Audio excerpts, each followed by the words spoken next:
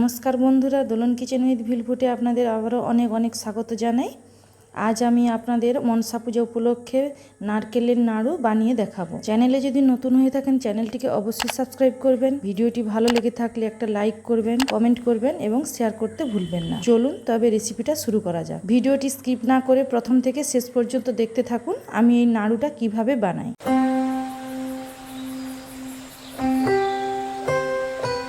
দেখুন বন্ধুরা, এখানে আমি দুটো বড় বড় সাইজের নারকেল নিয়ে নিয়েছি। নারকেলগুলোকে এবারে আমি ফাটিয়ে নেব। এই যে কাটারির সাহায্যে আমি নারকেলটা ফাটিয়ে নিচ্ছি। দেখুন বন্ধুরা, নারকেলটা মধ্যে ছোট্ট একটু গজা হয়ে গিয়েছে। এই দুটো নারকেলই আমি ফাটিয়ে নিয়েছি। এবারে এই কোরানো বটির সাহায্যে আমি নারকেলটাকে কুড়িয়ে নেব।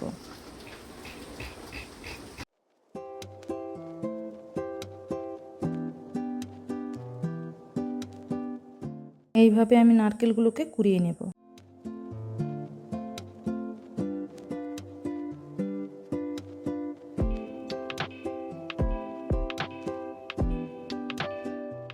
দেখুন বন্ধুরা, এইভাবে নারকেল কোরাতে হয়।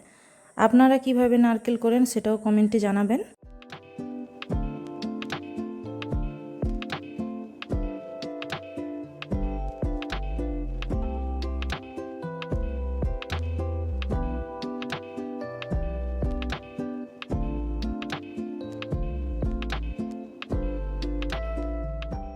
এই যে দেখুন বন্ধুরা, আমার একটা নারকেলের মালা চূড়ানো হয়ে গিয়েছে। এবারে সবগুলোই আমি একই রকমভাবে চুড়ে নেব।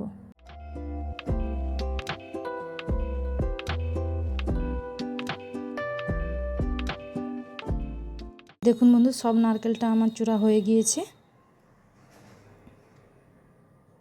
এবারে উনুন জ্বেলিয়ে আমি উনুনে কড়াটা বসিয়ে নারকেলগুলো দিয়ে দিয়েছি। এখানে কিন্তু আমি কোনো জল ব্যবহার করিনি, এর শুকনো কড়াতেই নারকেলগুলো দিয়ে দিয়েছি। এবারে দিয়ে দিচ্ছি পরিমাণ মতো গুড়।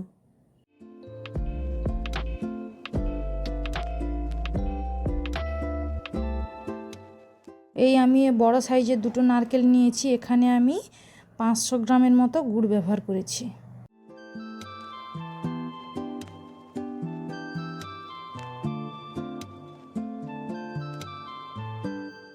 এবারে আমি এই গুড়টা দিয়ে নারকেলের সাথে এইভাবে আস্তে আস্তে নাড়তে থাকব।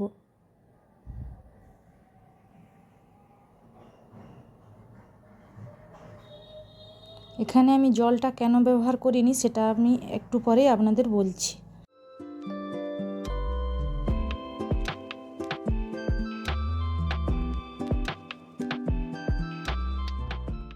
বন্ধুরা, যারা আমার ভিডিওটি এখনও দেখছেন প্লিজ সাবস্ক্রাইব করবেন। সাবস্ক্রাইব করে আমার এই ছোট্ট চ্যানেলটির পাশে থাকবেন, আমাকে সাপোর্ট করবেন। দেখুন বন্ধুরা, গুড়টা আস্তে আস্তে গলে আসছে।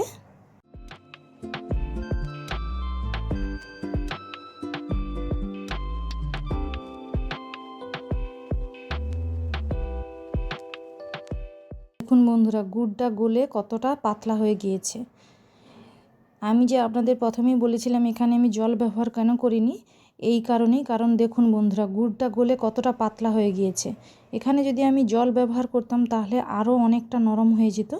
সে কারণে নাড়ুটা তৈরি করার জন্য অনেকটা সময় লেগে যেত। সেই জন্য আপনারা যখনই এই রকম নাড়ু বানাবেন আপনারা কোনো দিন জল ব্যবহার করবেন না।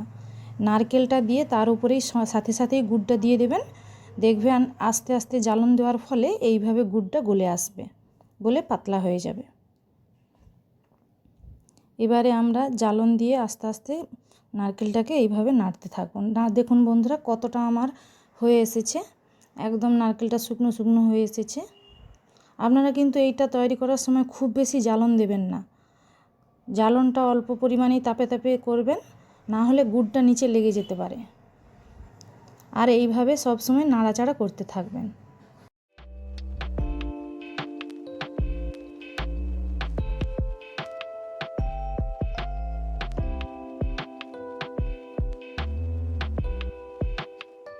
দেখুন বন্ধুরা, আমার একদম হয়ে এসেছে। কড়ার গা থেকে এইভাবে ছেড়ে ছেড়ে আসছে, তাহলে ভাববেন যে আপনার এই নারকেল নাড়ুটা একদম রেডি। দেখুন বন্ধুরা, কড়ার নিচে আমার একটুও কোনো রস নেই, একদম শুকনো হয়ে গিয়েছে। এই অবস্থাতেই আপনারা এই কড়াটা উনুন থেকে নামিয়ে নেবেন। দেখুন বন্ধুরা, আমার হয়ে গিয়েছে। এবার আমি কড়াটা নিচে নামিয়ে নিচ্ছি। এইবার এই যে সামান্য একটু গায়ে রস ভাব আছে, এটা এই যে কড়াটা আমি রেখে দিয়েছি, এই কড়ার তাপে এটা এঁটে যাবে। এই দেখুন বন্ধুরা, এটা কিন্তু এইভাবে গরম থাকতে থাকতে এইভাবে গোল করে নিতে হবে। হ্যাঁ, আপনারা কিন্তু এটা গরম থাকতে থাকতে এইভাবে গোল করে নেবেন। ঠান্ডা হয়ে গেলে এটা শক্ত হয়ে যাবে, তখন আর এইভাবে গোল পাকানো যাবে না। তাহলে বন্ধুরা, আমার নারকেল মনসা পুজো স্পেশাল নারকেল নাড়ু তো একদম তৈরি হয়ে গিয়েছে। আপনারা তো নিশ্চয়ই ভিডিওটি প্রথম থেকে শেষ পর্যন্ত দেখেছেন। তাহলে অবশ্যই কমেন্ট করে জানাবেন যে আমার নাড়ুটা কেমন হয়েছে। আর আপনারাও বাড়িতে এভাবে তৈরি করবেন, দেখবেন যে খেতে কত সুস্বাদু হয়। প্লিজ আমার চ্যানেলটিকে সাবস্ক্রাইব করবেন, আমার পাশে থাকবেন। ভিডিওটি ভালো লেগে থাকলে অবশ্যই লাইক, কমেন্ট, শেয়ার করবেন। ভালো থাকুন, সুস্থ থাকুন। নমস্কার, দেখা হচ্ছে পরের ভিডিওতে।